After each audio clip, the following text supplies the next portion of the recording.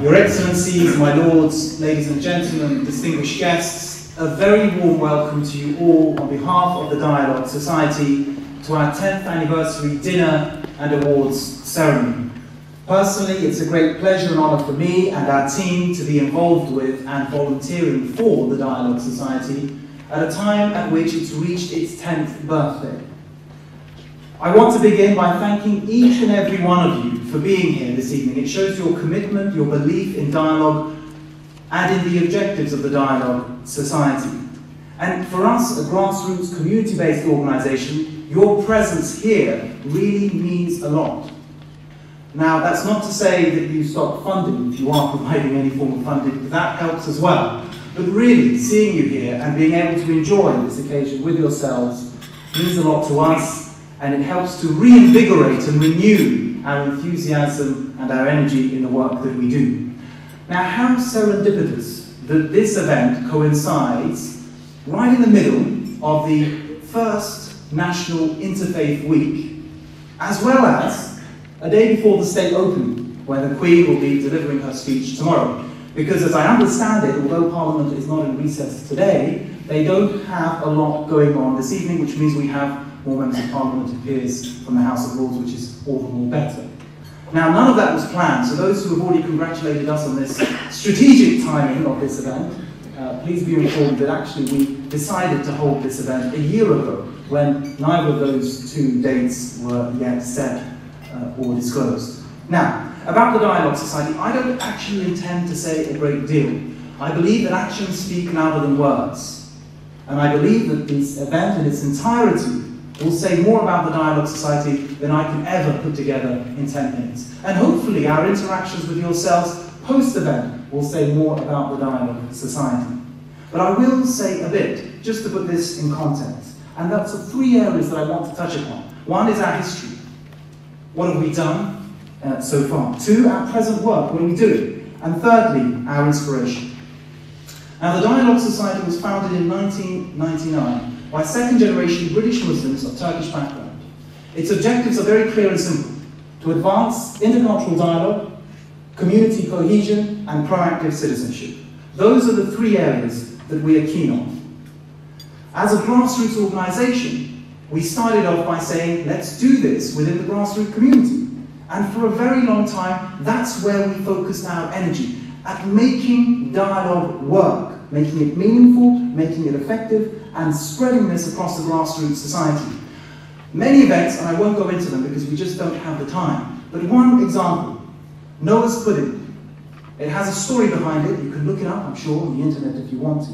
But the point is that in Turkey and in parts of the Muslim world, people prepare this slightly odd-looking but very tasteful pudding, and they give it to their neighbours and friends at a particular day of the year.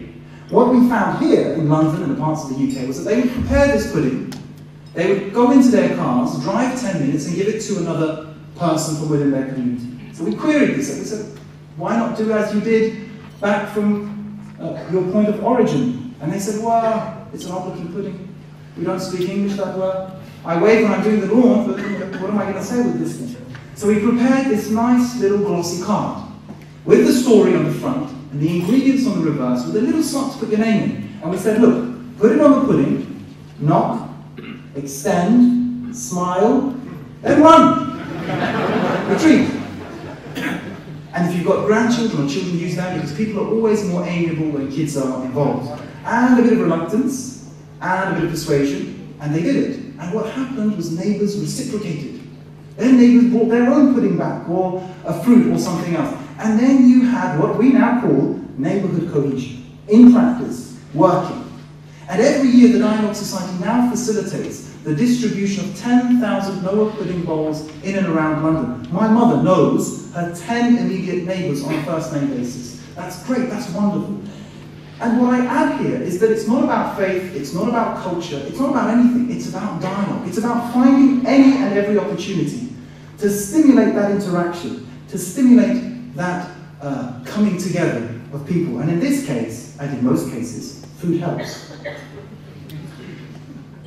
So many more events, and I said I won't go into them, but just to give you an idea and an indication of the numbers. Over 10 years, the Dialogue Society has organised over 500 community events, over 700 outreach visits, hosted over 40,000 people at its events, and through one project alone, similar to the Noah's Pudding, has facilitated 60,000 neighbourly interactions. And it's done this with no form of corporate funding, and no form, until very recently, government funding. That's partly because we at the Dialogue Society aren't very good with funding. We think of an idea, we get excited about the idea, then we find ourselves doing the idea, putting it in practice, before we've actually filled in the application form and applied for the money. So that's something that we need to work on. But the point I'm trying to make is that the people around this room, your ordinary business people, the people from the community, the lay person, these are the ones who support this. And often we get this question asked, who funds you? Where does it come from? It's from any person at your table. And you might have seen that they've also organised themselves around different networks and associations, and we asked them to put their banners out in the reception area. These are the people that support this, and this is why I think it's important, because it's a government, it's a community-led, it's a community-supported initiative. Now, having done that for 10 years, we quickly realised, well, not so quickly, but we realised eventually that we needed to complement the community side of the work that we were doing with academic research and policymaker dialogue. The policymaker dialogue came through the tragic events of 7/7. Because at that point we realised that we were doing a great deal, but we weren't communicating that to our policymakers and our parliamentarians. So we felt that we had to complement the community side of the work with research and with greater outreach.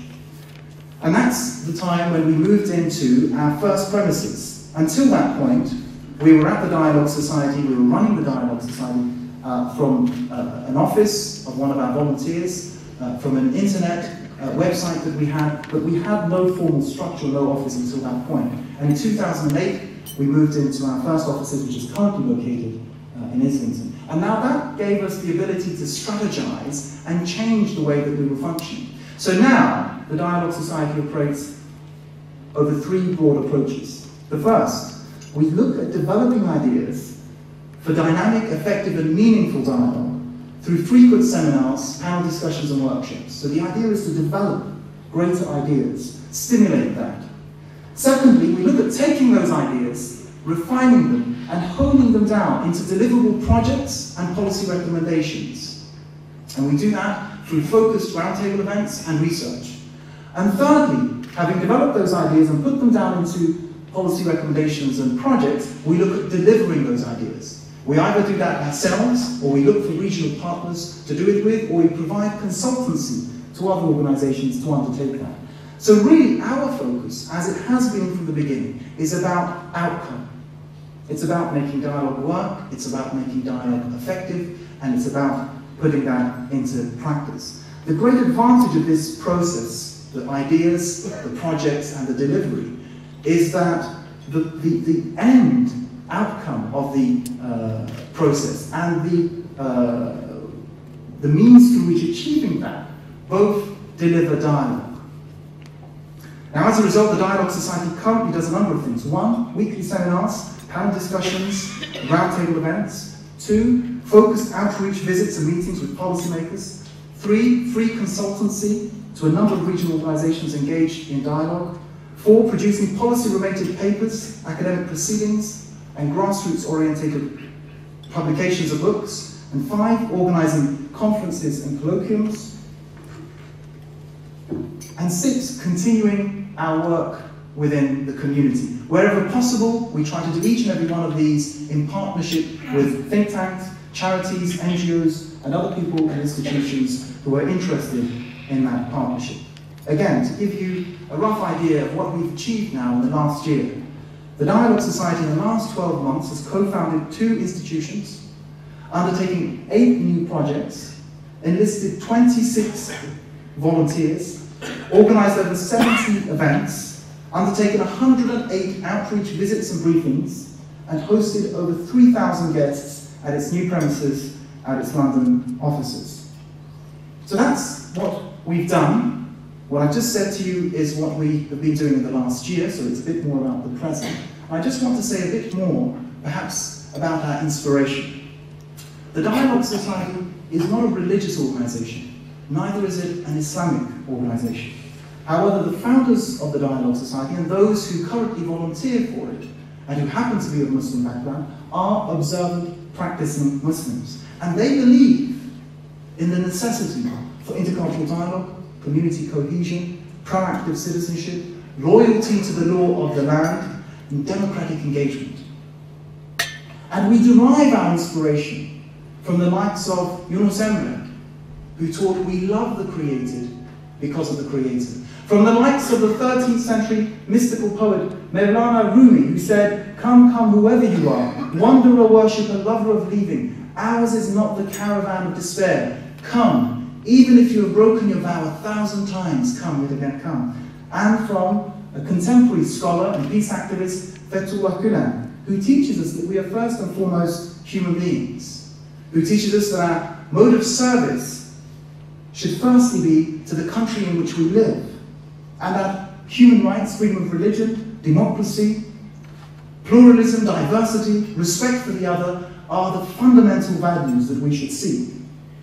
And since we've been a bit poetic with the last two verses, we'll end on something a bit poetic that Fethullah Gülen himself says, and that is that be so tolerant that your bosom becomes wide like the ocean. Become inspired with faith and love of human beings. Let there be no troubled souls to whom you do not offer a hand, and about whom you remain unconcerned. Thank you very much.